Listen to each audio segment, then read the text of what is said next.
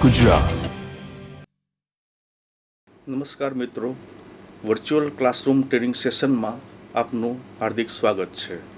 હું Shri GL Patel ITI Kubernagar ખાતે refrigeration and air conditioning ટ્રેડમાં સુપરવાઇઝર ઇન્સ્ટ્રક્ટર તરીકે ફરજ બજાવું છું। આજના આ ટ્રેનિંગ સેશનમાં આપણે અભ્યાસ કરવા જઈ રહ્યા છીએ કે ઇન્સ્યુલેટિંગ મટીરિયલ્સ એટલે કે અવાહક પદાર્થો। તો આપણને પ્રશ્ન એ થાય કે રેફ્રિજરેશન અને એર કન્ડિશનિંગ લાઇનમાં ઇન્સ્યુલેટિંગ મટીરિયલ્સનો ઉપયોગ ક્યાં કરવામાં આવે અને શા માટે કરવામાં આવે? આ પ્રશ્ન દરેકને થાય તે સ્વાભાવિક છે। તો ઇન્સ્યુલેટિંગ મટીરિયલ્સ એટલે કે અવાહક પદાર્થો છે એનો આપણી લાઇનમાં બહોળા પ્રમાણમાં ઉપયોગ થાય છે। તો શા માટે ઉપયોગ થાય છે એ જોઈએ તો જનરલી કોઈપણ રેફ્રિજરેશન કે એર કન્ડિશનિંગ ઇક્વિપમેન્ટ્સ છે એ લો ટેમ્પરેચર ક્રિએટ કરવાનું કાર્ય કરે છે અને આ લો ટેમ્પરેચર છે એ એમ્બિયન્ટ ટેમ્પરેચર કરતાં ઘણું નીચું હોય છે અને જેમ ટેમ્પરેચરનું ડિફરન્સ વધારે એમ હીટ લોસ વધારે અને જેમ ટેમ્પરેચર ડિફરન્સ ઓછો એમ હીટ લોસ ઓછો। તો આ સિદ્ધાંત ઉપર જો બે અલગ અલગ ટેમ્પરેચર ધરાવતા સબસ્ટન્સ છે એને ઇન્સ્યુલેશનથી ઇન્સ્યુલેટેડ કરવામાં આવે તો બંને વચ્ચે ટેમ્પરેચર લોસ છે એ ઘટાડી શકાય છે અને એ રીતે એનો ઉપયોગ કરવામાં આવે છે। તો ઇન્સ્યુલેટિંગ મટીરિયલ્સ એટલે કે અવાહક પદાર્થો કોને કહેવાય એ આપણે જોઈએ। તો આજના આ લેસનમાં આપણે ઇન્સ્યુલેટિંગ મટીરિયલ્સનો ક્રમશઃ અભ્યાસ કરતા જઈએ। તો પહેલાં એ જોઈએ કે ઉષ્માનું વહન કેટલી રીતે થાય। તો ઉષ્માનું વહન છે એ મુખ્ય ત્રણ રીતે થાય છે। એક કંડક્શન એટલે કે ઉષ્ણતા વહન, બીજું કન્વેક્શન એટલે કે ઉષ્ણતા ગમન અને ત્રીજું રેડિયેશન એટલે કે ઉષ્ણતા નયન।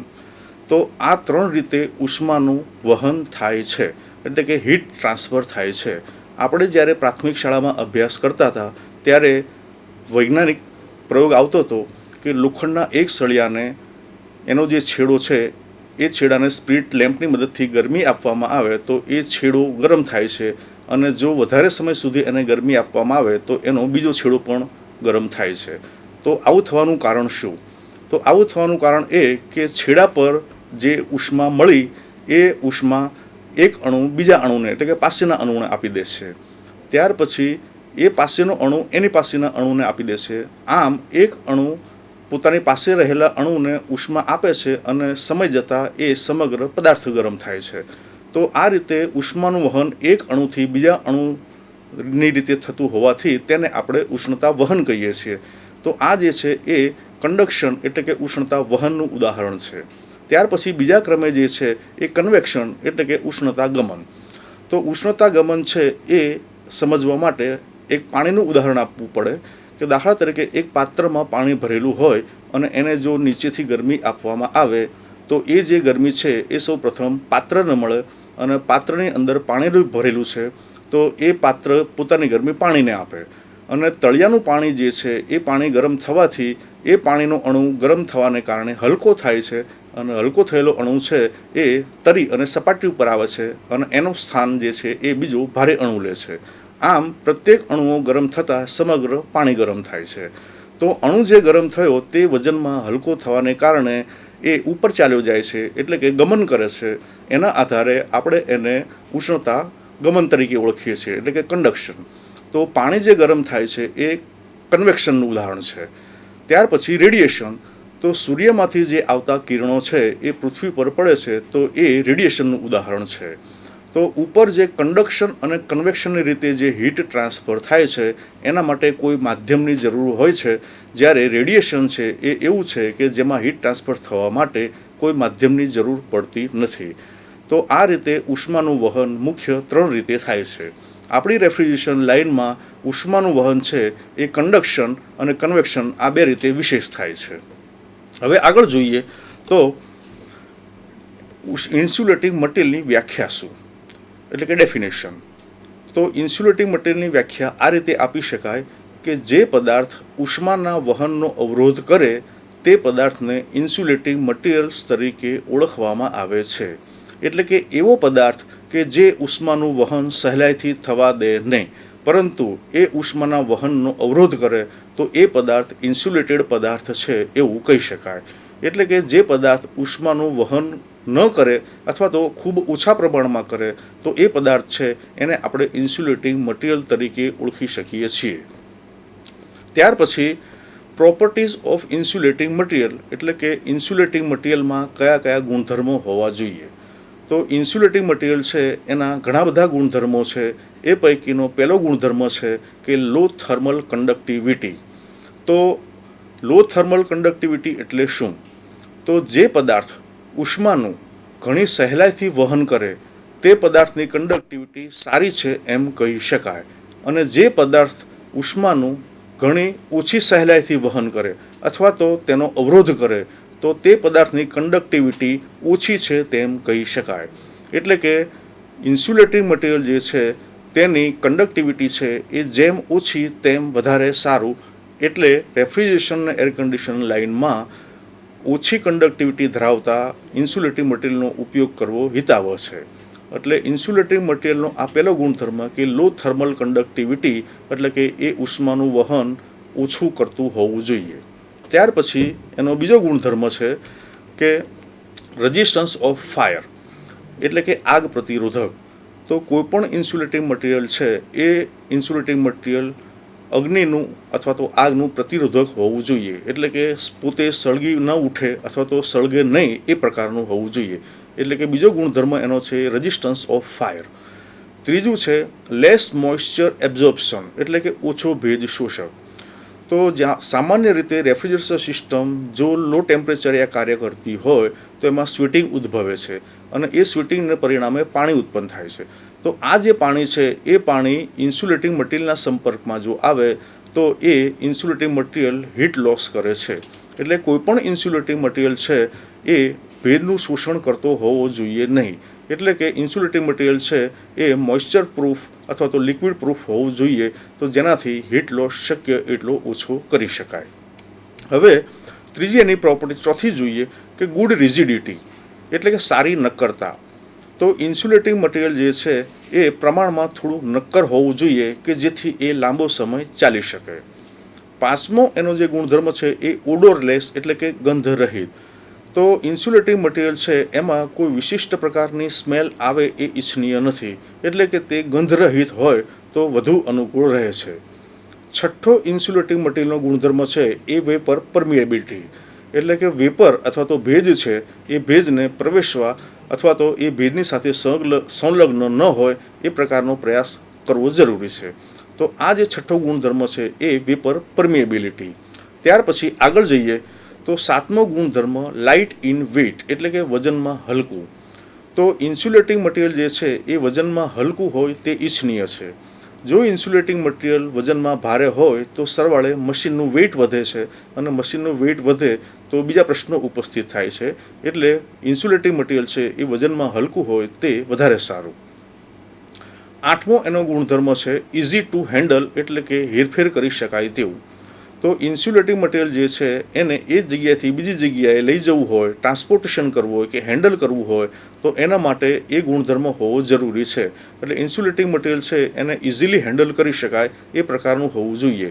ઘણા કિસ્સાઓમાં આપણે જોઈએ છીએ કે ઇન્સ્યુલેટિંગ મટીરિયલને જરૂરી સાઇઝ મુજબ, જરૂરી માપ મુજબ અને જરૂરી જગ્યાએ ગોઠવવાની જરૂર પડતી હોય છે. તો એને ક્યારેક કાપવાની પણ જરૂર પડે, ક્યારેક વાળવાની પણ જરૂર પડે અને ક્યારેક દબાવવાની પણ જરૂર પડે. તો ઇન્સ્યુલેટિંગ મટીરિયલ જે છે એ એવું હોવું જોઈએ કે એને સરળતાથી આપણે કાપી શકીએ, એને સરળતાથી વાળી શકીએ અને સરળતાથી દબાવી પણ શકીએ. તો આ પ્રોસેસ જે મટીરિયલ ઉપર થતી હોય એ મટીરિયલને આપણે ઇન્સ્યુલેટિંગ મટીરિયલ કહીએ છીએ અને આ ઇન્સ્યુલેટિંગ મટીરિયલ છે એમાં આ ગુણધર્મો હોવા જરૂરી છે. હવે નવમો ગુણધર્મ છે કે લો કોસ્ટ એટલે કે ઓછી કિંમત. તો ઓછી કિંમત જે છે એ પણ એટલો જ અગત્યનો પરિબળ છે કે ઇન્સ્યુલેટિંગ મટીરિયલ લો કોસ્ટનું હોય એટલે કે ઓછી કોસ્ટનું હોય તો એને આપણે ઇઝીલી વાપરી શકીએ છીએ. પરંતુ જો કોસ્ટ વધારે હોય તો સરવાળે મશીનની કોસ્ટ વધે છે અને બીજા પ્રશ્નો ઉપસ્થિત થાય છે. એટલે ઇન્સ્યુલેટિંગ મટીરિયલ છે એની કોસ્ટ એટલે કે કિંમત એ પણ ઓછી હોવી જરૂરી છે. ત્યાર પછી આગળ જોઈએ તો types of insulating material. Insulating material કેટલા પ્રકારના હોય છે? તો બજારમાં એટલે કે માર્કેટમાં મળતા જે ઇન્સ્યુલેટિંગ મટીરિયલ્સ છે એ જનરલી બે પ્રકારના છે. એક ઓર્ગેનિક મટીરિયલ અને બીજું ઇનઓર્ગેનિક એટલે કે ઓર્ગેનિક ફાઇબ્રસ અને ઇનઓર્ગેનિક ફાઇબ્રસ. તો જે પદાર્થો કાર્બનિક ફાઇબર્સમાંથી બનેલા હોય એવા પદાર્થોને આપણે ઓર્ગેનિક ફાઇબર્સ એટલે કે ઓર્ગેનિક ઇન્સ્યુલેટિંગ મટીરિયલ્સ તરીકે ઓળખીએ છીએ. અને ઓર્ગેનિક ઇન્સ્યુલેટિંગ મટીરિયલને આપણે જે ઓળખીએ છીએ એ સેલ્યુલર મટીરિયલ તરીકે પણ ઓળખીએ છીએ. એટલે કે ઓર્ગેનિક ફાઇબરસ અથવા તો સેલ્યુલર મટીરિયલ છે એ એક જ છે અને આ ઇન્સ્યુલેટિંગ મટીરિયલનો એક પ્રકાર છે. ત્યાર પછી બીજો જે પ્રકાર છે એ ઇનઓર્ગેનિક ફાઇબરસ એટલે કે અકાર્બનિક પદાર્થોમાંથી બનેલા ઇન્સ્યુલેટિંગ મટીરિયલ્સ. તો ઇન્સ્યુલેટિંગ મટીરિયલ છે એ જનરલી બે કેટેગરીમાં વહેંચીએ છીએ કે ઓર્ગેનિક ઇન્સ્યુલેટિંગ મટીરિયલ અને ઇનઓર્ગેનિક ઇન્સ્યુલેટિંગ મટીરિયલ્સ. તો આ રીતે એને બે કેટેગરીમાં આપણે વર્ગીકૃત કરીએ છીએ. હવે આગળ જોઈએ તો ઇનઓર્ગેનિક ફાઇબરસ કયા કયા હોય. ઇનઓર્ગેનિક ફાઇબરસ એટલે કે કાર્બનિક પદાર્થો. તો કાર્બનિક પદાર્થોમાં glass wool, slag wool, ceramic products, asbestos વગેરે ઇનઓર્ગેનિક ફાઇબર્સના ઉદાહરણ છે, એટલે કે અકાર્બનિક ફાઇબર્સના. તો અકાર્બનિક જે ઇન્સ્યુલેટિંગ મટીરિયલ્સ છે એ મટીરિયલ્સમાં ગ્લાસ વૂલનો પણ ઉપયોગ થાય છે, સ્લેબ વૂલ છે, આ બધા ઇનઓર્ગેનિક એટલે કે અકાર્બનિક પદાર્થોના ઉદાહરણો છે. અને અકાર્બનિક જે ઇન્સ્યુલેટિંગ મટીરિયલ્સ છે એના ગુણધર્મો અને કાર્બનિક ઇન્સ્યુલેટિંગ મટીરિયલ્સ છે એ બંનેના ગુણધર્મોમાં થોડો તફાવત રહેલો છે. હવે આગળ જોઈએ તો ઓર્ગેનિક ફાઇબરસ એટલે કે કાર્બનિક ઇન્સ્યુલેટિંગ મટીરિયલ્સ કયા કયા. તો કાર્બનિક ઇન્સ્યુલેટિંગ મટીરિયલ્સ છે એમાં cork, cotton, rubber foam, sawdust, polystyrene, polyurethane, phenotherm વગેરે પદાર્થો છે એ ઓર્ગેનિક ફાઇબર્સના ઉદાહરણ છે. તો ઓર્ગેનિક ફાઇબર્સ એટલે કે કાર્બનિક પદાર્થો જેને આપણે કાર્બનિક ઇન્સ્યુલેટિંગ મટીરિયલ્સ તરીકે ઓળખીએ છીએ એ મટીરિયલ્સમાં આ જે સ્લાઇડમાં દર્શાવેલ છે તે તમામ ઇન્સ્યુલેટિંગ મટીરિયલ્સનો ઉપયોગ કરવામાં આવે છે. એક તારણ એવું છે કે ઓર્ગેનિક ફાઇબરસ મટીરિયલ છે એની સરખામણીમાં ઇનઓર્ગેનિક ફાઇબરસ મટીરિયલ છે એ હીટ ટ્રાન્સફર ઓછું કરે છે અને અસરકારક છે. હવે આગળ જોઈએ તો ઇમ્પોર્ટન્સ ઓફ ઇન્સ્યુલેશન એટલે કે ઇન્સ્યુલેશનની અગત્યતા શું છે, શા માટે એને વાપરવું જોઈએ. તો ઇમ્પોર્ટન્સ ઓફ ઇન્સ્યુલેશન એટલે કે ઇન્સ્યુલેટિંગ મટીરિયલની અગત્યતા, તો એ પૈકીની પ્રથમ અગત્યતા છે એ સિસ્ટમનું નિર્ધારિત પરિણામ મેળવવા માટે. અગાઉ આપણે ચર્ચા કરી કે રેફ્રિજરેશન સિસ્ટમ કાર્ય કરતી હોય તો એની કેબિનેટમાં લો ટેમ્પરેચર ઉત્પન્ન થતું હોય છે અને એમ્બિયન્ટ ટેમ્પરેચર છે એ કેબિનેટ ટેમ્પરેચર કરતાં ઘણું ઊંચું હોય છે. તો ઉષ્માનો એક નિયમ છે કે ઉષ્મા હંમેશા ઊંચા ઉષ્ણતામાનથી નીચા ઉષ્ણતામાન તરફ વહે છે. એટલે બહારનું જે ટેમ્પરેચર છે એ ટેમ્પરેચર કેબિનેટમાં વહન પામે છે અને સરવાળે એ હીટ લોસ કરે છે. એટલે આવું ન થાય એટલા માટે કેબિનેટને જે છે એ ઇન્સ્યુલેટિંગ મટીરિયલ્સથી ઇન્સ્યુલેટેડ કરવામાં આવે છે કે જેથી બહારનું ટેમ્પરેચર છે એને અસર ન કરે અને ટેમ્પરેચર લોસ ન ઉદ્ભવે. તો આ રીતે ઇન્સ્યુલેટિંગ મટીરિયલ્સ છે એ રેફ્રિજરેશન મશીનમાં ઉપયોગ કરીએ છીએ. તો આ જે મટીરિયલ છે એ મટીરિયલની મદદથી આપણે હીટ લોસ શક્ય એટલો ઘટાડીએ છીએ. આ એની અગત્યતા થઈ. બીજું છે ટેમ્પરેચરને જાળવી રાખવા માટે. ફ્રીઝનું ઉદાહરણ જો આપણે લઈએ તો ફ્રીઝમાં કેબિનેટ એટલે કે જ્યાં આપણે ફ્રીઝર કમ્પાર્ટમેન્ટ જેને કહીએ છીએ એ ફ્રીઝર કમ્પાર્ટમેન્ટમાં -5 -10 ડિગ્રી જેટલું ટેમ્પરેચર હોય છે. હવે ઉનાળાની ઋતુ હોય તો બહારનું ટેમ્પરેચર 40 કે 45 ડિગ્રી પણ હોઈ શકે છે. તો કેબિનેટની અંદર એટલે કે ફ્રીઝની અંદર -10 ડિગ્રી સેન્ટીગ્રેડ ટેમ્પરેચર છે, જ્યારે એમ્બિયન્ટ ટેમ્પરેચર 40 અથવા 45 ડિગ્રી છે. તો ટેમ્પરેચર ડિફરન્સ જો જોવા જઈએ તો 55 ડિગ્રી સેન્ટીગ્રેડ જેટલો થાય. અને આ 55 ડિગ્રી સેન્ટીગ્રેડ જેટલો જે ડિફરન્સ છે એમાં ઉષ્મા ઝડપથી વહન પામે અને જેમ જેમ ટેમ્પરેચર ડિફરન્સ વધતો જાય એમ ઉષ્માનું વહન ઝડપથી થાય અને હીટ લોસ થાય. તો આવું ન થાય એટલા માટે એને ઇન્સ્યુલેટ કરવામાં આવે છે કે જેથી ટેમ્પરેચર લોસ ઘટાડી શકાય. તો આ જે છે એ ટેમ્પરેચર જાળવી રાખવા માટેનું પરિબળ થયું. ત્રીજું છે સિસ્ટમની રનિંગ કોસ્ટ ઘટાડવા માટે. તો કોઈપણ રેફ્રિજરેશન ઇક્વિપમેન્ટ છે એ ટેમ્પરેચર મેન્ટેન કરવા માટે વપરાય છે. તો એ ટેમ્પરેચર મેન્ટેન કરવા માટે સિસ્ટમને સતત કાર્યરત રહેવું પડે છે. તો જો ઇન્સ્યુલેટિંગ મટીરિયલથી સ્પેસને કે જગ્યાને કે ચેમ્બરને કે કેબિનેટને જો ઇન્સ્યુલેટેડ કરેલી હોય તો ટૂંક સમયમાં આપણે એનું ટેમ્પરેચર એચીવ કરી શકીએ છીએ એટલે કે પ્રાપ્ત કરી શકીએ છીએ. અને એચીવ થઈ ગયા પછી રેફ્રિજરેશન સિસ્ટમને થોડા સમય પૂરતી જો બંધ કરી દેવામાં આવે તો પણ ઇન્સ્યુલેશનને કારણે એ ટેમ્પરેચર જળવાઈ રહે છે. એટલે આ એનો મુખ્ય ફાયદો કે રનિંગ કોસ્ટ જે છે એ રનિંગ કોસ્ટ ઘટાડે છે. કોઈપણ મશીનને જો ઇન્સ્યુલેશન કરેલું હોય તો એની રનિંગ કોસ્ટ ઘટાડે. ત્યાર પછીનું ચોથું પરિબળ જોઈએ તો એ પહેલાં ટાઈપ્સ ઓફ ઇન્સ્યુલેટિંગ મટીરિયલ્સ એટલે કે ઇન્સ્યુલેટિંગ મટીરિયલના પ્રકારો કયા કયા. તો રેફ્રિજરેશન લાઇનમાં જે ઇન્સ્યુલેટિંગ મટીરિયલ્સ આપણે વાપરીએ છીએ એ સ્લાઇડમાં દર્શાવ્યા છે. એ પૈકીનું પહેલું છે કે ગ્લાસ વૂલ. તો ગ્લાસ વૂલ જે છે એ પણ એક પ્રકારનું ઇન્સ્યુલેટિંગ મટીરિયલ છે અને એ ઇન્સ્યુલેટિંગ મટીરિયલ છે એ હીટ લોસ ઓછો કરે છે. બીજા ક્રમે જે છે એ કોર્ક જનરલી શીટના રૂપમાં અથવા તો બ્લેન્કેટના રૂપમાં મળી રહે છે. ત્રીજું જે છે એ થર્મોકોલ, જેનો ઉપયોગ વિશાળ પ્રમાણમાં આપણે કરીએ છીએ અને થર્મોકોલને એક્સપાન્ડેડ પોલિસ્ટાયરીન તરીકે પણ ઓળખવામાં આવે છે અને દાણાદાર પદાર્થ છે. ચોથું છે પોલીયુરેથીન. તો પોલીયુરેથીન જે છે એ પણ એક પ્રકારનું ઇન્સ્યુલેટિંગ મટીરિયલ છે. પાંચમું જે છે એ ફાઇબર ગ્લાસ. તો ફાઇબર ગ્લાસ એ પણ એક પ્રકારનું ઇન્સ્યુલેટિંગ મટીરિયલ છે. તો રેફ્રિજરેશન અને એર કન્ડિશનિંગ ફિલ્ડમાં જનરલી આ 5 પ્રકારના ઇન્સ્યુલેટિંગ મટીરિયલ્સનો ઉપયોગ વધારે થાય છે. એ પૈકીનું ગ્લાસવૂલ, કોર્ક, થર્મોકોલ, પોલીયુરેથીન અને ફાઇબર ગ્લાસ આ પાંચેયનો અનુકૂળતા મુજબ અને જરૂરિયાત મુજબ ઉપયોગ કરવાથી ટેમ્પરેચર જે છે એનો લોસ આપણે શક્ય એટલો ઘટાડી શકીએ છીએ. હવે આગળ જોઈએ તો ગ્લાસવૂલ જે છે એના ગુણધર્મો કયા કયા. તો પહેલા ક્રમે આપણે જોયું કે ગ્લાસવૂલ છે એ ઇન્સ્યુલેટિંગ મટીરિયલ છે અને એનો રેફ્રિજરેશન લાઇનમાં ઉપયોગ કરીએ છીએ. તો ગ્લાસવૂલના લક્ષણો અથવા તો ગુણધર્મો કયા કયા. તો પહેલો ગુણધર્મ જે છે એ ગ્લાસવૂલ એ બ્રોકન ગ્લાસ પીસનો રેસાયુક્ત પદાર્થ છે. એટલે કે ગ્લાસની જે સળીઓ હોય પાતળી માઇક્રોનમાં, એવી સળીઓનો જથ્થો જે છે એને આપણે ગ્લાસવૂલ કહીએ છીએ. બીજું, તે રંગે સફેદ અને પીળા રંગનો હોય છે.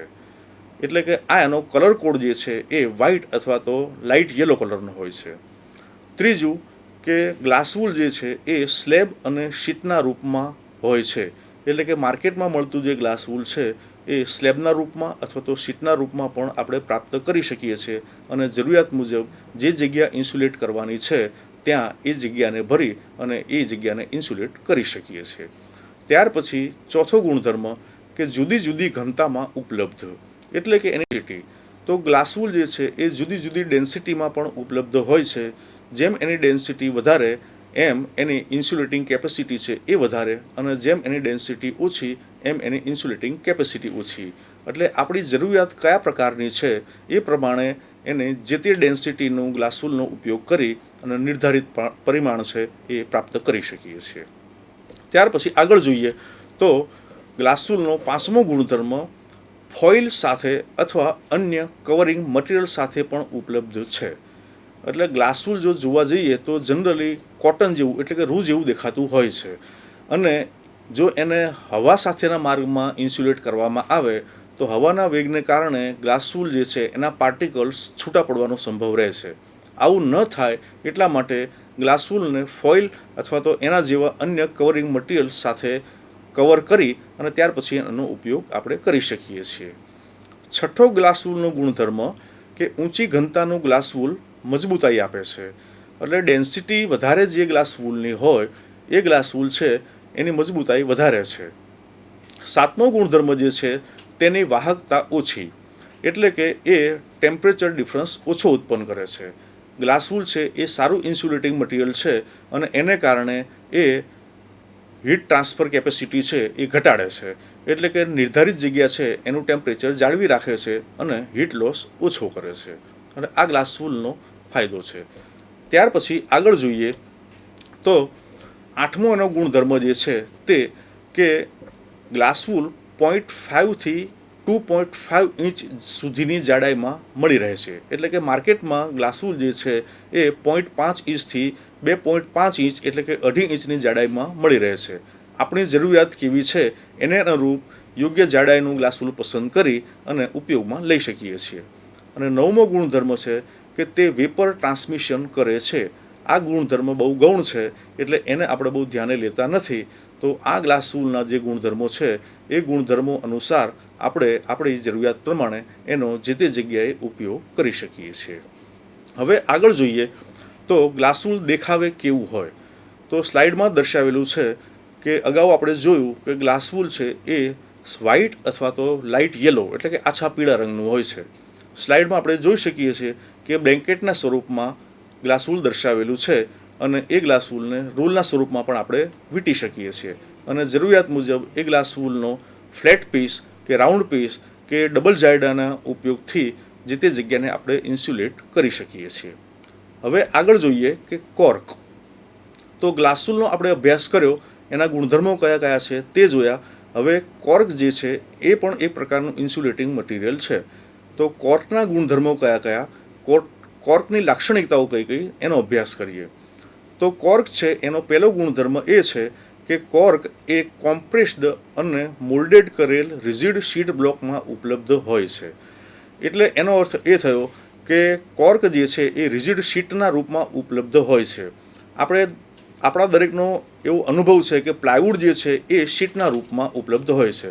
તો જે રીતે પ્લાયવુડની શીટ હોય છે, સનમાઇકાની શીટ હોય છે, તો એ જ રીતે કોર્ક જે છે એ પણ શીટના રૂપમાં ઉપલબ્ધ હોય છે. ફરક માત્ર એટલો હોય છે કે સનમાઇકાની શીટ છે એની થિકનેસ ઓછી હોય છે જ્યારે પ્લાયવુડની થિકનેસ વધારે હોય છે. તો એ રીતે કોર્ક છે એ પણ જરૂરિયાત મુજબ ઓછી થિકનેસથી માંડી અને વધારે થિકનેસ સુધીની કેપેસિટીમાં મળી રહે છે.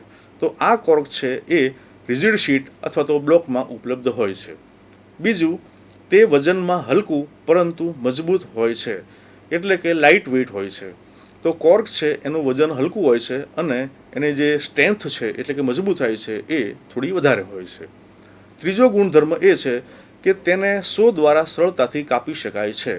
આપણે ઉપર જોયું કે કોર્ક છે એ રિજિડ શીટના રૂપમાં કે બ્લોકના રૂપમાં ઉપલબ્ધ હોય તો ઘણી વખતે આપણે જરૂરિયાત મુજબનો પીસની જરૂર હોય છે. તો શીટના રૂપમાં હોય તો જરૂરિયાત આપણી ઓછી હોય તો એને કાપવાની ફરજ પડતી હોય છે. તો એનો અર્થ એ થયો કે કોર્ક જે છે એ કોર્કને સો દ્વારા પણ સરળતાથી કાપી શકાય છે અને જરૂરિયાત મુજબના પીસને આપણે ઉપયોગમાં લઈ શકીએ છીએ. કોર્કનો ચોથો ગુણધર્મ છે તે ભેજનું ટ્રાન્સમિશન ઊંચા દરે કરે છે. એટલે કે કોર્ક જે છે એ ભેજનું શોષણ કરે છે અને આ એક એનો ગેરફાયદો છે. અને એને કારણે જ્યાં ભેજનું પ્રમાણ વધારે હોય અથવા તો સ્વીટિંગનું પ્રમાણ વધારે હોય તો ત્યાં કોર્કનો ઉપયોગ કરવો હિતાવહ નથી. હવે આગળ જોઈએ તો કોર્ક જે છે એ ફિઝિકલી કેવું દેખાય એ સ્લાઇડમાં દર્શાવેલું છે કે બે સ્લાઇડ છે, ઉપરની સ્લાઇડ અને નીચેની સ્લાઇડ કે એને રોલના રૂપમાં અને શીટના રૂપમાં દર્શાવવામાં આવેલું છે. અને જરૂરિયાત મુજબ આપણે કોર્કનો જે તે જગ્યાએ ઇન્સ્યુલેશન તરીકે ઉપયોગ કરી શકીએ છીએ. શીટના સ્વરૂપમાં જે કોર્ક છે એને આપણે સો દ્વારા ઇઝીલી કાપી શકીએ છીએ એ પણ આપણે જોયું. હવે ત્યાર પછીનું ત્રીજા ક્રમનું ઇન્સ્યુલેટિંગ મટીરિયલ એ થર્મોકોલ છે. અગાઉ આપણે બે ઇન્સ્યુલેટિંગ મટીરિયલનો અભ્યાસ કર્યો, જે પૈકીનું પહેલું હતું ગ્લાસ વૂલ અને બીજું હતું કોર્ક. અને ત્રીજા ક્રમે જે ઇન્સ્યુલેટિંગ મટીરિયલ છે એ મટીરિયલને આપણે થર્મોકોલ તરીકે ઓળખીએ છીએ. તો થર્મોકોલ જે છે એનાથી કોઈ અપરિચિત નહીં હોય. થર્મોકોલનો વ્યવહારમાં પણ આપણે ઘણી જગ્યાએ ઉપયોગ કરીએ છીએ. તો આ જે થર્મોકોલ છે એ થર્મોકોલના ગુણધર્મો કયા કયા એનો અભ્યાસ કરીએ. તો થર્મોકોલ જે છે એનો પહેલો ગુણધર્મ એ છે કે થર્મોકોલ એ સામાન્ય વપરાશ માટે ઉપયોગી ઇન્સ્યુલેટિંગ મટીરિયલ્સ છે. જેના ઘરમાં ફ્રીજ ન હોય એવી વ્યક્તિઓ થર્મોકોલનું બોક્સ બજારમાં જે મળે છે તેને લાવી અને અંદર થોડો બરફ નાખી અને એ જે તે પદાર્થોને ઠંડા રાખે છે. તો એનો અર્થ એ થયો કે થર્મોકોલના બોક્સમાં જો બરફ રાખવામાં આવે તો એ બરફ લાંબા સમય સુધી જળવાઈ રહે છે, એટલે કે એ હીટ લોસ કરતો નથી. એટલે કે થર્મોકોલ જે છે એ ઇન્સ્યુલેટિંગ મટીરિયલ એટલે કે અવાહક પદાર્થ છે. બીજું, તે સફેદ અને વજનમાં હલકું હોય છે. ગ્લાસ વૂલ જે છે એ પણ વજનમાં હલકું છે અને થર્મોકોલ છે એ પણ વજનમાં હલકું છે. એટલે કોઈપણ ઇન્સ્યુલેટિંગ મટીરિયલ છે એ વજનમાં હલકું હોય એ આપણી પ્રાથમિકતા છે. તો એ રીતે થર્મોકોલ જે છે એ પણ વજનમાં હલકું અને સફેદ રંગનું હોય છે અને જો એને બ્રેક કરવામાં આવે તો અંદરથી એના દાણા છૂટા પડે છે, એટલે કે એ જે છે એ દાણાદાર મટીરિયલ પણ છે. ત્રીજું, તે લો અને હાઈ ડેન્સિટીમાં મળે છે. અગાઉ આપણે જોયું કે ગ્લાસવુલ જે છે એ પણ અલગ અલગ ડેન્સિટીમાં મળે છે, એ રીતે થર્મોકોલ જે છે એ પણ અલગ અલગ ડેન્સિટીમાં મળે છે, જુદી જુદી ઘનતામાં. અને ડેન્સિટી જે છે એ વધારે ડેન્સિટીવાળું ઇન્સ્યુલેટિંગ મટીરિયલ્સ ઉષ્માનો વધુ અવરોધ કરતું હોય છે, અને ઓછી ડેન્સિટીનું ઇન્સ્યુલેટિંગ મટીરિયલ પ્રમાણમાં ઓછો અવરોધ કરતું હોય છે. એટલે જેવી આપણી રિક્વાયરમેન્ટ હોય, જરૂરિયાત હોય, એ પ્રમાણે આપણે થર્મોકોલ જે છે એ જે તે ડેન્સિટીનું પસંદ કરી અને જરૂરિયાત સંતોષી શકીએ છીએ. ત્યાર પછી થર્મોકોલનો ચોથો ગુણધર્મ જે છે તે શીટના રૂપમાં અને મોલ્ડેડ રૂપમાં પણ ઉપલબ્ધ હોય છે. જો ફ્લેટ સપાટીનું ઇન્સ્યુલેશન કરવાનું હોય તો ત્યાં શીટ ચાલે, પણ જો પાઇપનું ઇન્સ્યુલેશન કરવાનું હોય તો ત્યાં શીટ અનુકૂળ રહેતી નથી. એટલે એનો અર્થ એ થયો કે શીટ કે એવા વળાંકવાળા જે ગોળાઈવાળા ભાગો છે એનું જો ઇન્સ્યુલેશન કરવું હોય તો મોલ્ડેડ થર્મોકોલ હોય તો એ વધારે અનુકૂળ રહે છે. એટલે થર્મોકોલ જે છે એ શીટના રૂપમાં અને મોલ્ડના રૂપમાં પણ ઉપલબ્ધ હોય છે. ત્યાર પછી આગળ એનો ગુણધર્મ જોઈએ પાંચમો, તો તે જુદી જુદી જાડાઈમાં એટલે કે 0.25થી 5 ઇંચ સુધીની જાડાઈમાં મળી રહે છે. એટલે ઇન્સ્યુલેટિંગ મટીરિયલની જે જાડાઈ છે એ 0.25થી 5 ઇંચ જેટલી જાડી હોય છે. એટલે થર્મોકોલ શીટ છે એ કેટલી જાડાઈમાં જોઈએ છે એ પ્રમાણે આપણે એને પરચેસ કરી શકીએ છીએ. તદુપરાંત થર્મોકોલ જે છે એની જે સ્ટાન્ડર્ડ લેન્થ અને વિડ્થ છે એ 1 મીટર બાય 0.5 મીટર છે. એટલે કે એની લંબાઈ જે છે એ લંબાઈ 1 મીટર અને પહોળાઈ છે એ 0.5 મીટર એટલે કે અડધો મીટર જેટલી હોય છે. તો આ જે વાત થઈ એ શીટની વાત થઈ. તો થર્મોકોલ શીટ છે એ 1 મીટર બાય અડધા મીટરની સાઇઝમાં અને 0.25થી 5 ઇંચ સુધીની જાડાઈમાં ઉપલબ્ધ હોય છે. ત્યાર પછી થર્મોકોલનો છઠ્ઠો ગુણધર્મ છે કે તે બરડ મટીરિયલ છે, જેથી તે સરળતાથી તૂટી જાય છે. થર્મોકોલની શીટ અથવા તો નાનો પીસ છે એ નાના પીસને જો બ્રેક કરવામાં આવે તો એ સરળતાથી તૂટી જાય છે. એટલે કે તે બરડ છે અને એ તૂટે ત્યારે અંદરથી એના દાણા છૂટા પડે છે. અગાઉ જે કહ્યું મેં એમ કે એ દાણાદાર પદાર્થ હોય એના દાણા છૂટા પડે છે. એટલે થર્મોકોલ છે આનો આ ગુણધર્મ છે કે તે પોતે બરડ છે. હવે આગળ જોઈએ તો થર્મોકોલનો સાતમો ગુણધર્મ કે તે ભેજનું ટ્રાન્સમિશન ખૂબ ઓછું કરે છે. અગાઉ જોયું કે કોર્ક જે છે એ ભેજનું ટ્રાન્સમિશન વધારે કરે છે, જ્યારે થર્મોકોલ છે એ ભેજનું ટ્રાન્સમિશન ખૂબ ઓછું કરે છે. એટલે કોર્કની સરખામણીમાં થર્મોકોલનો આ ગુણધર્મ અગત્યનો છે. એટલે ભેજનું ટ્રાન્સમિશન જે ઇન્સ્યુલેટિંગ મટીરિયલ ઓછું કરે તે ઇચ્છનીય છે. થર્મોકોલનો આઠમો ગુણધર્મ કે તેને છરી કે હેક્સો દ્વારા ખૂબ જ સરળતાથી અને જરૂરિયાત મુજબ કાપી શકાય છે. એટલે કે પોતે સોફ્ટ મટીરિયલ છે અને ધારદાર છરીથી જો એને કાપવામાં આવે તો તેની સરફેસ છે એ પણ જળવાય છે, અને હેક્સોની મદદથી જો એને કાપવામાં આવે તો એની સરફેસ થોડી રફ થાય છે. પરંતુ કોઈપણ કટિંગ ટૂલ્સ દ્વારા ઇન્સ્યુલેટિંગ મટીરિયલ જે થર્મોકોલ છે એ થર્મોકોલને આપણે આપણી જરૂરિયાત પ્રમાણે કાપી શકીએ છીએ. એટલે કે એટલું એ સોફ્ટ છે. ત્યાર પછી આગળનો ગુણધર્મ જોઈએ તો તે ભેજનું ટ્રાન્સમિશન ખૂબ ઓછું કરે છે. અને 11મો ગુણધર્મ છે કે થર્મોકોલનું બંધારણ દાણાદાર હોય છે, જેની આપણે ચર્ચા કરી. 12મો ગુણધર્મ એ છે કે તે ઠંડી અથવા ગરમીમાં પણ ટકી રહે તેવું સ્થિર મટીરિયલ છે. જનરલી ઘણા ઇન્સ્યુલેટિંગ મટીરિયલો છે એ ઇન્સ્યુલેટિંગ મટીરિયલો જો અતિશય લો ટેમ્પરેચર, અતિશય હાઈ ટેમ્પરેચરમાં જો એને ઉપયોગ કરવામાં આવે તો એનું આયુષ્ય ખૂબ ઓછું હોય છે. જ્યારે થર્મોકોલ છે એ મટીરિયલ એવું છે કે લો ટેમ્પરેચરમાં પણ એનો ઉપયોગ આપણે કરી શકીએ છીએ અને હાઈ ટેમ્પરેચરમાં પણ એનો ઉપયોગ કરી શકીએ છીએ. એટલે થર્મોકોલ છે એની જે રેન્જ છે એ વાઇડ એટલે કે વિશાળ છે. એટલે ગરમીમાં પણ અને ઠંડીમાં પણ એને આપણે ઇન્સ્યુલેટિંગ મટીરિયલ્સ તરીકે ઉપયોગ કરી શકીએ છીએ. હવે આગળ જોઈએ તો થર્મોકોલ જે છે એ થર્મોકોલ દેખાવે કેવું હોય. અગાઉ આપણે ગ્લાસવુલ જોયું તો એ ગ્લાસવુલ બ્લેન્કેટના સ્વરૂપમાં હતું અને થર્મોકોલ છે એ શીટ અને મોલ્ડના સ્વરૂપમાં હોય છે. તો ડાબી બાજુનું જે સ્લાઇડ છે એમાં થર્મોકોલની શીટો દર્શાવવામાં આવેલી છે, અને આ શીટો ઉપરથી જોઈ શકાય છે કે તેની જે લંબાઈ છે એ 1 મીટર અને પહોળાઈ 0.5 મીટર જેટલી હોય છે. અને અલગ અલગ જાડાઈમાં એ શીટો ઉપલબ્ધ હોય છે. સૌથી ઉપરની જે શીટ છે એ પ્રમાણમાં ઓછી જાડી છે, અને જેમ જેમ નીચે જતા જઈએ તેમ એમ એ શીટની જાડાઈ વધતી જાય છે. એટલે આ રીતે જે તે જાડાઈમાં થર્મોકોલ શીટના રૂપમાં આપણે પ્રાપ્ત કરી શકીએ છીએ. અને અગાઉ જે ચર્ચા થઈ એ પ્રમાણે કે કોઈ પાઇપ કે ગોળાકાર પદાર્થનું ઇન્સ્યુલેશન કરવાનું હોય તો આપણે મોલ્ડેડ થર્મોકોલનો ઉપયોગ કરીએ છીએ. તો જમણી બાજુની જે સ્લાઇડ છે એ મોલ્ડ થર્મોકોલનું ઉદાહરણ છે. તો આ જે મોલ્ડ છે એ મોલ્ડમાં વચ્ચેનો જે હોલ છે એ સ્ટાન્ડર્ડ સાઇઝમાં મળી રહે છે. એટલે કે બે હાફ સર્કલના જે થર્મોકોલ છે એને ભેગા કરી દેવામાં આવે તો વચ્ચે જે સર્કલ બને એ પાઇપનો ડાયામીટર થાય. અને આ રીતે જે તે સાઇઝની ડાયામીટરની ટ્યુબો કે પાઇપો છે એને ઇન્સ્યુલેટ કરવા માટે જે તે સાઇઝના થર્મોકોલના મોલ્ડનો ઉપયોગ કરી અને એ પાઇપને આપણે ઇન્સ્યુલેટ કરી શકીએ છીએ. તો આ રીતે થર્મોકોલ જે છે એ શીટ અને મોલ્ડના સ્વરૂપમાં ઉપલબ્ધ હોય છે. હવે આગળ જોઈએ તો પોલીયુરેથિન ફોર્મ.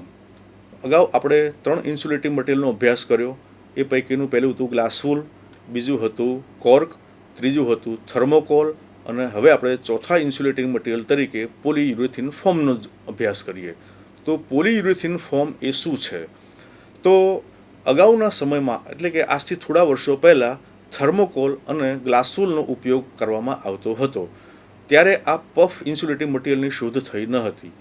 પરંતુ જ્યારથી પફ ઇન્સ્યુલેટિંગ મટીરિયલની શોધ થઈ છે ત્યારથી આ બે ઇન્સ્યુલેટિંગ મટીરિયલનો એટલે કે ગ્લાસવુલ અને થર્મોકોલનો ઉપયોગ ક્રમશઃ ઘટવા લાગ્યો છે. પરંતુ અમુક જે સ્પેસિફાઈડ જગ્યા છે ત્યાં એમનો ઉપયોગ થાય છે. તો પફ જે છે એ પફ એટલે કે પોલીયુરેથિન ફોર્મ. તો આ ઇન્સ્યુલેટિંગ મટીરિયલ છે એ કેવું છે અને તે કેવી રીતે કાર્ય કરે છે એનો અભ્યાસ કરીએ. તો પફ જે છે એ પફ બે રસાયણોનું મિશ્રણ છે. એટલે આ જે બે રસાયણો છે એટલે કે કેમિકલ્સ છે એનું મિશ્રણ કરવાથી આપણે પોલીયુરેથિન ફોર્મ એટલે કે પફ બનાવી શકીએ છીએ. તો એ પૈકીનું જે પહેલું કેમિકલ છે એ આઇસોસાયનાઇડ છે અને બીજું જે કેમિકલ છે તે R11 છે. એટલે એનો અર્થ એ થયો કે આઇસોસાયનાઇડ અને R11 આ બે કેમિકલોનું મિશ્રણ કરી અને પોલીયુરેથિન ફોર્મ બનાવવામાં આવે છે. બીજું કે આ જે બંને કેમિકલ્સ છે એ બંને કેમિકલ્સ સામાન્ય રીતે પ્રવાહી સ્વરૂપમાં એટલે કે લિક્વિડ ફોર્મમાં હોય છે. આઇસોસાયનાઇડ છે એ પણ લિક્વિડ ફોર્મમાં હોય છે અને R11 છે એ પણ લિક્વિડ ફોર્મમાં હોય છે. અને આ જે લિક્વિડ ફોર્મ છે એ જો ઓછો વપરાશ હોય તો બોટલમાં અને જો વધુ વપરાશ હોય તો કેનમાં સ્ટોર કરી શકાય છે. એટલે જરૂરિયાત પ્રમાણે બોટલ અથવા તો કેન પસંદ કરી અને આ બંને જે કેમિકલ છે એ કેમિકલનો યોગ્ય પ્રમાણમાં મિશ્રણ કરી અને PUF એટલે કે પફ પોલીયુરેથિન ફોર્મ બનાવી શકીએ છીએ. આઇસોસાયનાઇડ અને R11નું મિશ્રણ એ પફ છે. હવે આગળ જોઈએ તો પફ ઇન્સ્યુલેટિંગ મટીરિયલ છે એનો બીજા ગુણધર્મો કયા કયા. તો એ જે પફ મટીરિયલ છે એનો ગુણધર્મ એ છે કે તે પોતે બરડ છે અને એ પણ થર્મોકોલની જેમ તૂટી જાય છે. તો આ પફ જે છે એ પફ ખૂણા ખાંચરાવાળી જગ્યાઓમાં અથવા તો ઓકવર્ડ જગ્યા હોય ત્યાં એને પ્રવાહી સ્વરૂપમાં રેડી દેવામાં આવે અને ત્યાર પછી એના ઉપર પ્રેશર આપી રાખવામાં આવે અને એ પ્રેશર આપ્યા પછી એ જે ફોર્મ છે એ ફોર્મ ધીમે ધીમે એક્સપાન્ડ થાય છે અને એક સમય એવો આવે કે એ આજુબાજુની બધી જ જગ્યાઓમાં પહોંચી જઈ અને નક્કર સ્વરૂપ ધારણ કરે છે અને ત્યાર પછી એમ માનો કે એ અવાહક પડ તરીકેનું કાર્ય કરે છે. તો આ જે ચર્ચા થઈ એ ચર્ચા પોલીયુરેથિન ફોર્મની થઈ. હવે એના પછીનું ઇન્સ્યુલેટિંગ મટીરિયલ જે છે એ ફાઇબર ગ્લાસ. તો ફાઇબર ગ્લાસ છે એ પણ એક પ્રકારનું ઇન્સ્યુલેટિંગ મટીરિયલ્સ છે અને એના ગુણધર્મો કયા કયા છે તે આપણે જોઈએ. તો ફાઇબર ગ્લાસ છે એ પોતે રેસાઓનું મિશ્રણ છે. બીજો ગુણધર્મ એનો એ છે કે એ અકાર્બનિક એટલે કે ઇનઓર્ગેનિક પદાર્થોનું બનેલું છે. ફાઇબર ગ્લાસનો ત્રીજો ગુણધર્મ છે કે તાપમાનની વધઘટ થવાથી તે સંકોચન પામતું નથી. આ એનો ત્રીજો ગુણધર્મ. અને ચોથો ગુણધર્મ એ છે કે ઊંચા ઉષ્ણતામાને પણ ઉપયોગી છે. એટલે કે ફાઇબર ગ્લાસ જે છે એ હાઈ રેન્જ માટે પણ એટલે કે હાઈ ટેમ્પરેચર રેન્જ માટે પણ વાપરી શકાય છે અને 450 ડિગ્રી સેન્ટીગ્રેડ તાપમાન જો હોય તો આ તાપમાને પણ ફાઇબર ગ્લાસ છે એ અવાહક પડ તરીકે કાર્ય કરે છે. તો આ જે ગુણધર્મો થયા એ ફાઇબર ગ્લાસના ગુણધર્મો થયા. આપણે અગાઉ જે ઇન્સ્યુલેટિંગ મટીરિયલના ગુણધર્મો જોયા એ પૈકીનું પહેલું હતું ગ્લાસવુલ, બીજું હતું કોર્ક, ત્રીજું હતું થર્મોકોલ, ચોથું હતું પોલીયુરેથિન ફોર્મ અને પાંચમો જે ગુણધર્મ છે એનો અભ્યાસ કર્યો એ ફાઇબર ગ્લાસ. તો આ રીતે 5 ઇન્સ્યુલેટિંગ મટીરિયલ ગુણધર્મોનો આપણે અભ્યાસ કર્યો. હવે આગળ જોઈએ તો આગળની સ્લાઇડમાં એવું કહે છે કે ફાઇબર ગ્લાસ અને ગ્લાસ વૂલ. તો અન્ય જે ઇન્સ્યુલેટિંગ મટીરિયલ્સ છે એ ઇન્સ્યુલેટિંગ મટીરિયલ્સ હ્યુમન બોડીને હાર્મફુલ નથી. જ્યારે આ ફાઇબર ગ્લાસ અને ગ્લાસવુલ જે છે બરાબર છે એ ઇન્સ્યુલેટિંગ મટીરિયલ્સ થોડા હેલ્થની દૃષ્ટિએ હાર્મફુલ છે. તો એ શરીરને કઈ રીતે નુકસાન કરે છે તે જોઈએ આપણે. તો ફાઇબર ગ્લાસ અને ગ્લાસવુલ એ બંને ચામડી તથા આંખોનું ઇરિટેશન કરે છે, અને આ ઇરિટેશનનું પ્રમાણ છે એ જુદી જુદી વ્યક્તિએ જુદું જુદું હોય છે. એટલે જો ગ્લાસવુલના અથવા તો ફાઇબર ગ્લાસના સંપર્કમાં આવવામાં આવે તો આપણું જે ફાઇબર ગ્લાસના રેસાઓ અને ગ્લાસવુલના જે રેસાઓ છે એ જો શરીરને સ્પર્શે તો આપણા સૌનો અનુભવ છે કે ખંજવાળ આવે છે. એટલે આ રીતે એમ માનો કે જ્યારે આ બધી મટીરિયલ સાથે કામ પાર પાડતા હોઈએ ત્યારે શરીરનો કોઈ પણ ભાગ ખુલ્લો ન રહે તે રીતે કામ કરવું જોઈએ. અને આ જે ઇન્સ્યુલેટિંગ મટીરિયલ છે એ ઇન્સ્યુલેટિંગ મટીરિયલ જો શરીરના સંપર્કમાં આવે તો એ ખંજવાળ એટલે કે ઇરિટેશન ઉત્પન્ન કરે છે. હવે એ ઇરિટેશન ઉત્પન્ન થાય અને એ હાથથી જો આપણે આંખો ચોળીએ તો આંખોમાં પણ ઇરિટેશન થાય છે. એટલે જ્યારે આ ઇન્સ્યુલેટિંગ મટીરિયલ સાથે આપણે કામ પાર પાડીએ ત્યારે પૂરતી તકેદારી રાખવી જરૂરી છે ગ્લાસવુલ અને ફાઇબર ગ્લાસ માટે. હવે બીજો જે ગુણધર્મ છે તે રેસ્પિરેશન ટ્રેડ ઇરિટેશન. તો ફાઇબર ગ્લાસ અને ગ્લાસવુલ જે જગ્યાએ ભરાતું હોય તે જગ્યાએ વાતાવરણમાં એના પાર્ટિકલ્સ હોય છે, અને જો એનું પ્રમાણ વધારે હોય તો શ્વાસોશ્વાસમાં પણ તકલીફ થઈ શકે છે. એટલે વધારે પડતું જો હવામાં ગ્લાસવુલ અને ફાઇબરનું પ્રમાણ હોય તો એને કારણે ત્યાં રહેતા કારીગરો જે છે, કામદારો છે, એને શ્વસનને લગતી પણ તકલીફ ઉપસ્થિત થાય છે. તો આવું ન થાય એટલા માટે એ જે હવા છે એ પૂરી વેન્ટિલેટેડ અને ઓપન સ્પેસ હોય તે ઈચ્છનીય છે. ત્યાર પછીનો ત્રીજો જે ગુણધર્મ છે એ લૂઝ અથવા તો ટૂંકી બાયના કપડાં પહેરવા જોઈએ નહીં. તો જ્યારે ફાઇબર ગ્લાસ અને ગ્લાસવુલ સાથે કામ કરતા હોઈએ ત્યારે અગાઉ કહ્યું તેમ કે એના સ્પર્શનો જેટલો ઓછો થાય એટલું સારું. એટલે જે શરીર છે એ શરીર પૂરેપૂરું ઢંકાયેલું હોય તો એ રીતે કાર્ય કરવાથી એ ઇરિટેશન જે છે એનાથી બચી શકાય છે, અને રેસ્પિરેશન છે એની તકલીફથી પણ બચી શકાય છે. ત્યાર પછી ચોથું કે ફાઇબર ગ્લાસ અને ગ્લાસવુલ સાથે જ્યારે કામ કરતા હોઈએ ત્યારે એ કપડાં છે એ અન્ય કપડાંથી જુદા રાખવા જોઈએ. તો આવું કેમ? તો ફાઇબર ગ્લાસ અને ગ્લાસવુલ છે એ રેસાયુક્ત પદાર્થ છે તેવું આપણે આગળ જોયું. તો વાતાવરણમાં જે ફાઇબર ગ્લાસ અને ગ્લાસવુલના રેસાઓ છે એ રેસાઓ વસ્ત્રો ઉપર ચોંટે છે, અને એ વસ્ત્રો જો જુદા રાખવામાં ન આવે અને અન્ય વસ્ત્રો સાથે રાખવામાં આવે તો એ રેસાઓ બીજા વસ્ત્રો સાથે પણ લાગે છે, અને એ વસ્ત્રો પહેરવાથી ત્યારે પણ ખંજવાળ ઉત્પન્ન થાય છે.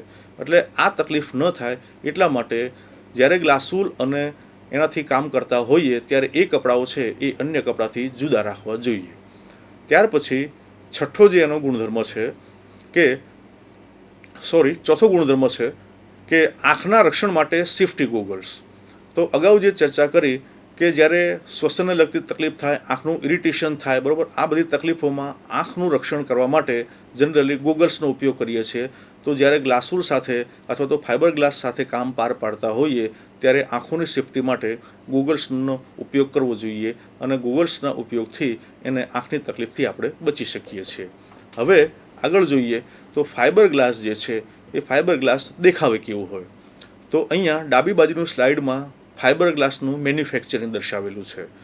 તો ફાઇબર ગ્લાસના જે રેસાઓ છે એ રેસાઓને ગોઠવી અને એના ઉપર એડેઝિવ મટીરિયલ લગાડવામાં આવે છે, અને ત્યાર પછી એ એડેઝિવ મટીરિયલ લગાડી એના ઉપર બીજું ફાઇબર ગ્લાસનો થર પાથરવામાં આવે છે, અને એ થર પાથરી અને ફરી એમાં એડેઝિવ લગાવવામાં આવે છે. આ રીતે જરૂરિયાત મુજબ સ્તરનો ઉપયોગ કરી અને ફાઇબર ગ્લાસ તૈયાર કરવામાં આવે છે. નીચેની જે જમણી બાજુની શીટ છે એમાં તૈયાર થયેલ ફાઇબર ગ્લાસની શીટ દર્શાવવા આવેલી છે કે જે રોલના સ્વરૂપમાં છે. તો આ રીતે ફાઇબર ગ્લાસ છે એનું મેન્યુફેક્ચરિંગ થાય છે, અને જનરલી એ શીટ અથવા તો બ્લેન્કેટના સ્વરૂપમાં ઉપલબ્ધ હોય છે. અગાઉ આપણે જે જોયું કે ઇન્સ્યુલેટિંગ મટીરિયલ્સ જે છે એને સરળતાથી કાપી શકીએ છીએ, તો એ રીતે ફાઇબર ગ્લાસ જે છે અથવા તો ગ્લાસવુલ છે એ બંનેને પણ આપણે ઇઝીલી કટ કરી શકીએ છીએ. તો સામાન્ય રીતે જોઈએ તો ફાઇબર ગ્લાસ અને ગ્લાસવુલ છે એ ગ્લાસવુલને આપણે રેઝરથી અથવા તો એમ માનો કે સીઝરથી પણ કટ કરી શકીએ છીએ. બ્લેડની મદદથી કે કાતરની મદદથી પણ આપણે એને કટ કરી શકીએ છીએ. અહીંયા એક સ્લાઇડ દર્શાવવામાં આવેલી છે કે ફાઇબર ગ્લાસ જે શીટ છે ફાઇબર ગ્લાસની એ શીટને આપણે સીઝરની મદદથી પણ કટ કરી અને જરૂરિયાત મુજબની માપ સાઇઝમાં લઈ અને એને ઉપયોગમાં લઈ શકીએ છીએ. તો આ રીતે આપણે ઘણા ઇન્સ્યુલેટિંગ મટીરિયલ્સનો અભ્યાસ કર્યો. હવે અગાઉ આપણે જે ઇન્સ્યુલેટિંગ મટીરિયલ્સનો ઉપયોગ કર્યો હતો એ ઇન્સ્યુલેટિંગ મટીરિયલ્સનું ફરી આપણે ઉદાહરણ લઈએ કે સૌથી પ્રથમ જે ઇન્સ્યુલેટિંગ મટીરિયલનો આપણે અભ્યાસ કર્યો એમાં હતું ગ્લાસફૂલ. બીજા ક્રમે જે આપણે અભ્યાસ કર્યો તો તે હતું કોર્ક. ત્રીજા ક્રમે જે ઇન્સ્યુલેટિંગ મટીરિયલ્સનો અભ્યાસ કર્યો હતો એ હતું થર્મોકોલ. ચોથા ક્રમે જે ઇન્સ્યુલેટિંગ મટીરિયલનો અભ્યાસ કર્યો હતો તે પફ એટલે કે પોલિયુરેથિન ફોમ.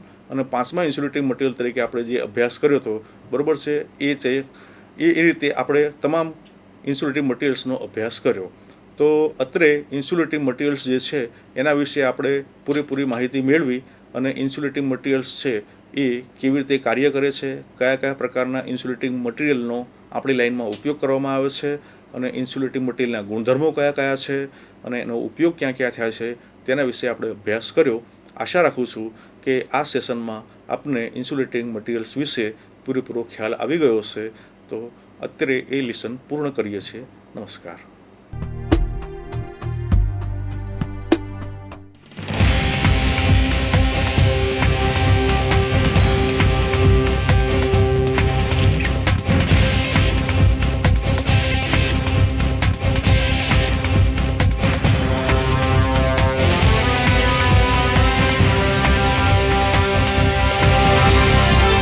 વંદે ગુજરાત.